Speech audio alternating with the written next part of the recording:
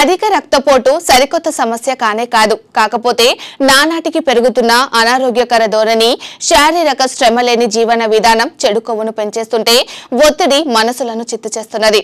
పోషకాలు కరువైన ఆహారం సరే ఇవన్నీ రక్తపోటుకు రాచమార్గాలే. వెల్లుల్లి, దోస సలాడ్తో హై బీపీని అడ్డుకోవచ్చంటున్నారు ఆహార నిపుణులు.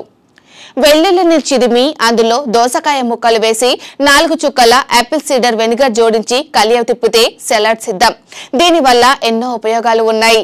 దోసలో మెగ్నీషియం, పొటాషియంతో పాటు తగినంత నీరు ఉంటుంది. ఒంట్లోని సోడియం నిల్వలను అదుపు చేసే సామర్థ్యం పొటాషియంకు ఉంది. దీనివల్ల రక్తపోటు అదుపులో ఉంటుంది. దోసకాయలోని పీచు పదార్థం దెబ్బకు చెడు కొవ్వును తగ్గిస్తుంది. ఊబకాయాన్ని ఎదుర్కొనేందుకు, మధుమేహాన్ని దూరం చేసేందుకు ఇది ఎంతో సహాయపడుతుంది. వెల్లుల్లిలోని అలిసిన్ అనే రసాయనం చెడు కొవ్వును తగ్గించడంలో, రక్తపోటును నియంత్రించడంలో సహాయపడుతుంది. రక్తాన్ని శుద్ధి చేసే గుణం వెల్లుల్లిలో అపారం. రక్తపోటును తగ్గించడమే కాకుండా గుండెకు బలాన్ని ఇస్తుంది. దోసలోని నీరు రక్తపోటును అదుపు చేస్తుంది.